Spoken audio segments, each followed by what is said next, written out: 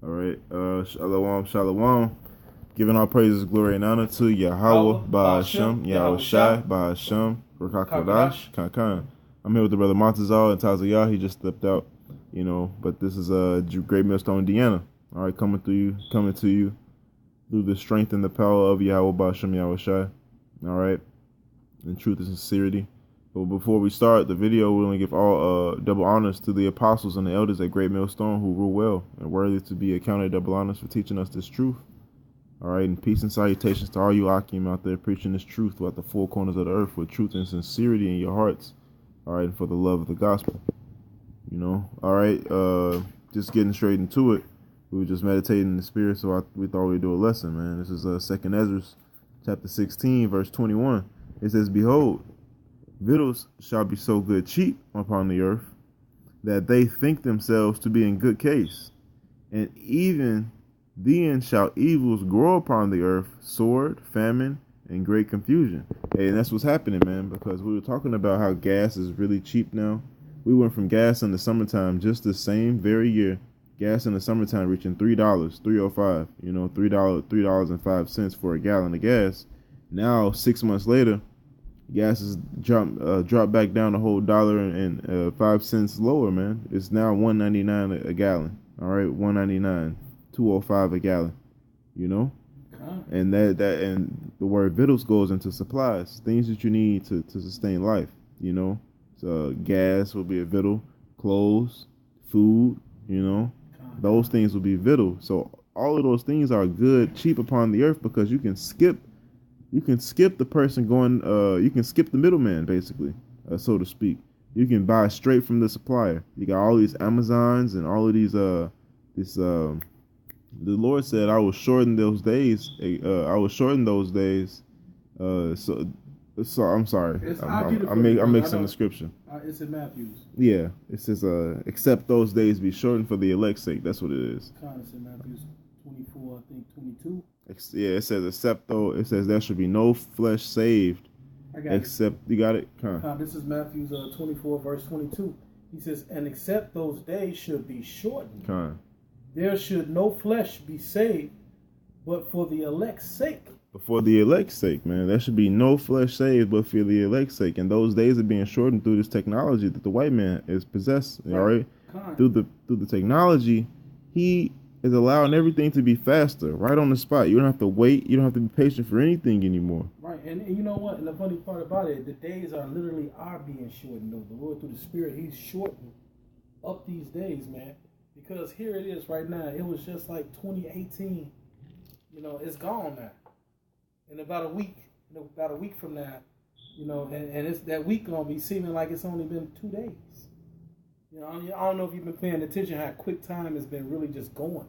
Yeah, man. Through the Spirit, it's been going so fast, man. Hey, man, like the Lord said, man, the summertime is near. And He said, matter of fact, I'm gonna get that too real quick. And we in those days, right now, man, when this is almost done, man. A lot of these people, man, ain't paying attention to the signs and the times, man, or the seasons, spiritually. Hold on, Salakia. Matter of fact, this is Matthew 24:32. He says, now learn the parable of the fig tree. He says, when his branch is yet tender, and put it forth leaves, ye know that summer is nigh. He says, so likewise ye, when ye shall see all these things, know that it is near, even at the doors. Yep. And basically, right now, he's talking about prophecy. Yeah. You know what I'm saying? The different things, like the RFID chip. You know what I'm saying? That is the hot topic. You know what I'm saying? Because the RFID chip is here right now, man. It's here right now. And we coming into a time where, there's going to be a cashless society. This is a cashless society. Is going to become, cashless soon, man. And that's the time of the summertime, man. That means that the end is here, man. Yeah, the plays draw near. Right, the time of Jacob's trouble, the hour of temptation. You know what I'm saying? What's going to happen? Famine, pestilence. That's what it say, and it's in the scripture. It says, "Behold, victuals shall be so good cheap upon the earth that they think themselves to be in good case.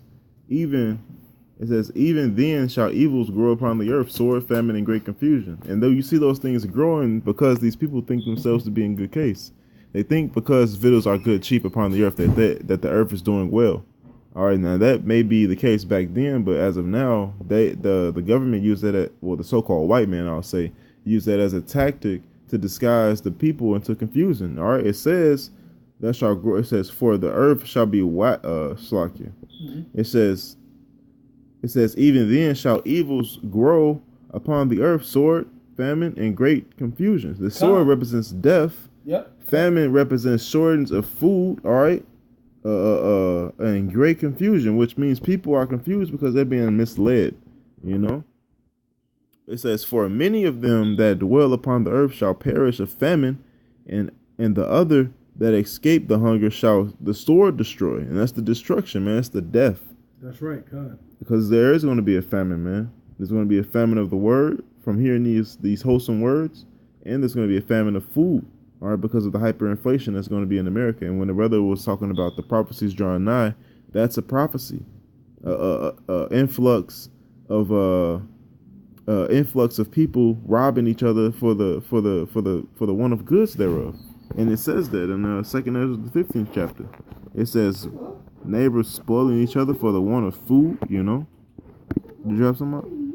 No. Go ahead. Keep on going. I'm looking for something real quick. I'm gonna get the 2 Ezra 15. I'm gonna jump down to sedition among men. Actually, that's exactly what I was looking for. Really? That's the spirit. Look.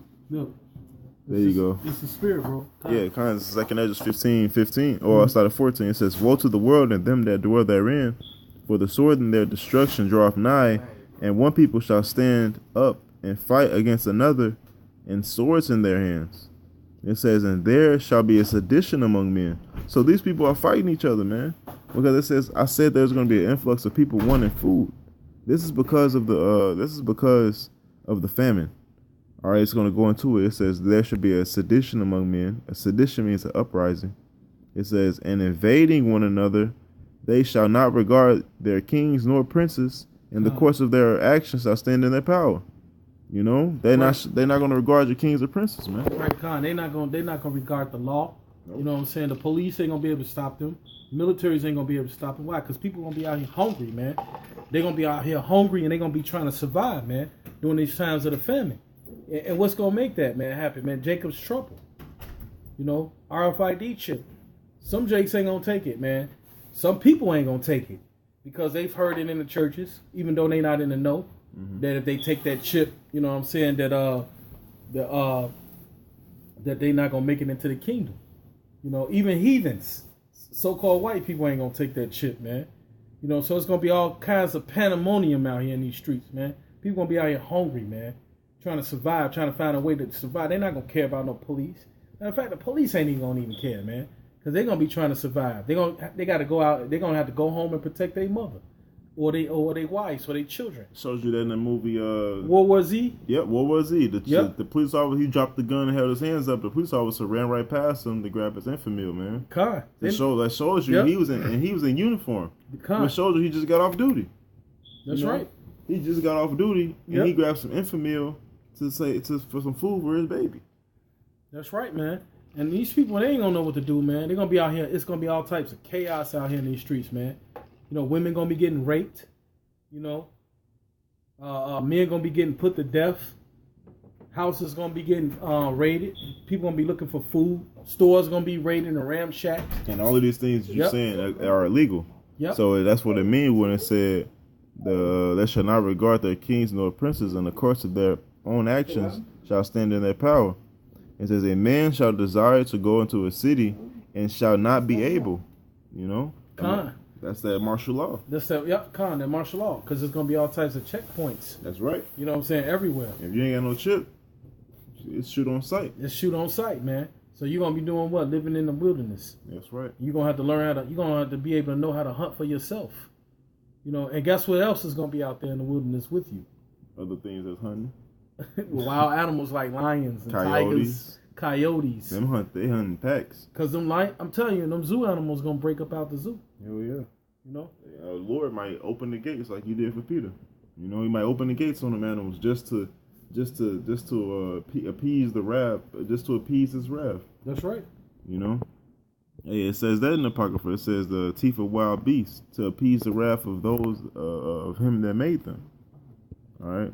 It says a man.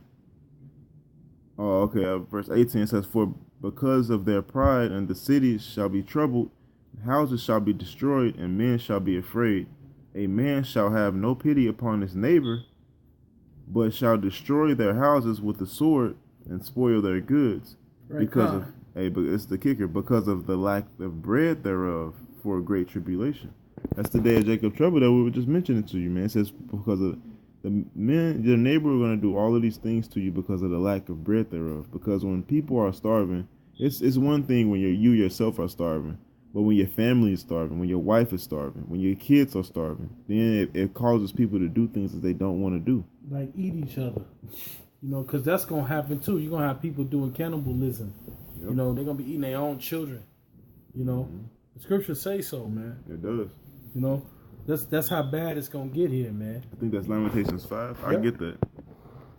This is going back to that second Ezra 16 when you had pulled earlier. It says, so this is 16 and Second Ezra? Yeah, second Ezra is 16 27. He says, so that one man shall desire to see one another and to hear his voice. For a city shall be 10 left, and 2 of the field which shall hide themselves in the thick groves and in the clefts of the rocks, as in an orchard. It's like an orchard of olives. Upon every tree there are left 3 or 4 olives. It's gonna be bad out here, man. It's gonna be bad, man. Look, man, you're gonna be out here by yourself, man. You know, you're gonna be trying to look for somebody, man. You know, just like in that movie. What's that movie? I Am Legend. I Am Legend. Yeah. Like Will Smith. Yeah, he was talking to mannequins and shit. He was talking to mannequins, man. He was desiring to see other people, man, but he couldn't. Yep. And it's gonna be like that, man. You're gonna have to fend for yourself, man. You're gonna have to be out here, man, trying to survive. Go ahead, bro. Yeah. Hey, one more thing about that day. Like the brother said, you're gonna have to learn how to hunt for yourself. And for those people that can't do that, they're gonna be eating the children. Because you know in the cartoons, when you're so hungry, you fantasize that the person next to you is a hot dog.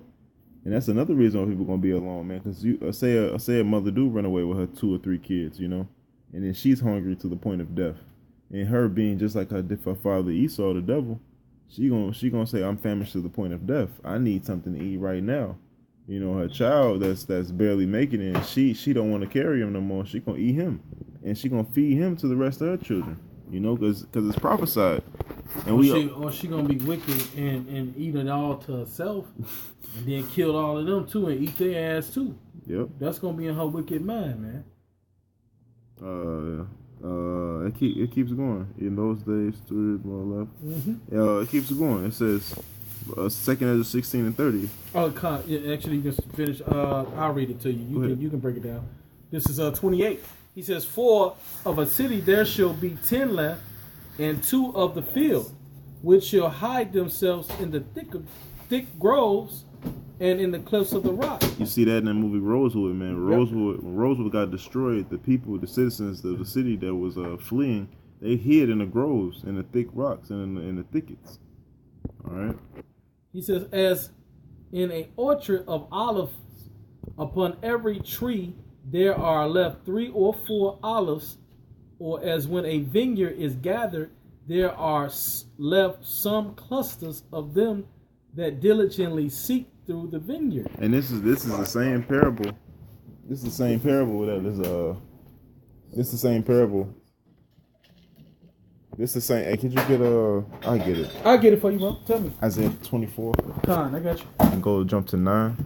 Because it says, like on an olive tree, it would be 3 or 4 left on the olive, and this is after the vintage. Vintage is when you gather olives. All right, when olives grow to the point of harvest and you gather them, that's called a vintage.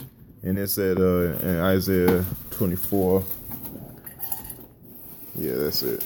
It's a crying for wine.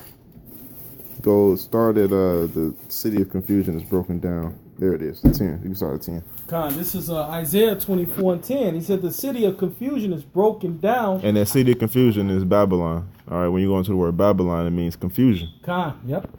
He says every house is shut up. That's the famine we're talking about, man. That's the point that we're talking about when you see all the apocalypto movies.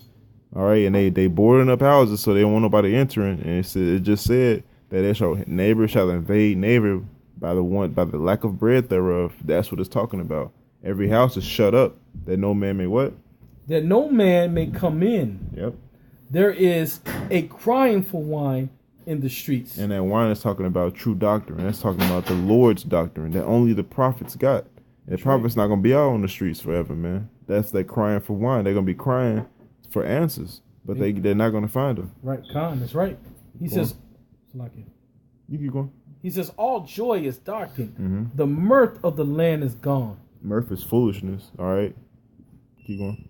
He says, in the city is left desolation. And also that mirth is talking about like happiness, joy, you know, all of that's going to be gone, man. You ain't going to have nothing to look forward to, man. Yeah. You know, all that's going to be gone, man. Mirth of the land is gone. Laughter, joy, all of that. He says, in the city of left, it's like in the city is left desolation. And the gate is smitten with destruction. That's right. He says, when thus it shall be in the midst of the land among the people, there shall be as the shaking of an olive tree. It says, when there is left of the people. It says, read that again. Khan. He says, when thus it shall be in the midst of the land among the people. When there shall be in the midst of the land among the people. So it's talking about the people in the land. There shall be what?